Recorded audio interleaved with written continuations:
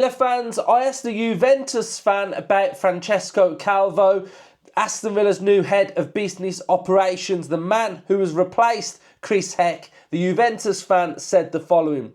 So Calvo has been at Juve on two separate occasions. He's held multiple roles ranging from commercial director, chief revenue officer, chief of staff, chief football officer. He's held roles that aren't really going to resonate with fans really. The last position he had with us, however, was managing director of revenue and football development, and this did put him in the spotlight this season because finding us a sponsor was his task, and we went the entire season without getting one, and in the end went right back to Jeep, which was previous sponsor, and with a smaller deal.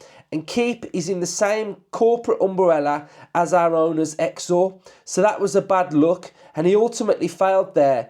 But he did play a part in getting the books corrected and now clean and in the green last report for the first time in 5 years. So I'd say it's a mixed bag with him. Ultimately, he won't really stand out because his roles are more behind the scenes. I then went on to ask him if he's a talker, does he come out and talk to the fans? And he said we didn't really hear from him because of his nature of his roles. There really wasn't anything to speak on. The sporting side of roles usually speak sporting director, coach, president occasionally, so I wouldn't imagine you'll hear much. Now, why this is big for me is that in 2026, Aston Villa have to move from Betano. We can't have a betting sponsor.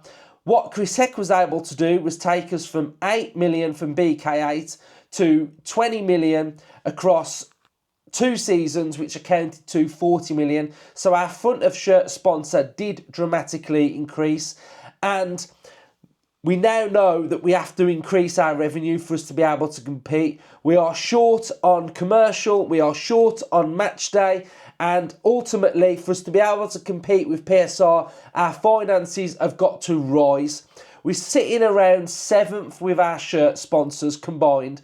So we really need to make sure that we are going on an upward trajectory and getting the shirt deal done quick and making sure it's a good one is vitally important. So it's important that on-field Villa keep growing and keep rising, but the two together, off-field Villa, have to grow as well. If we grow on the pitch, more eyes are on Aston Villa, we should be able to attract better sponsors, which in turn should grow both, and we go upwards. So, I feel like a bit like a weatherman there. But so a little bit of a backstory about him there. So, a little bit of information that I don't really think people would have known about him. So, let me know your thoughts. Up the Villa.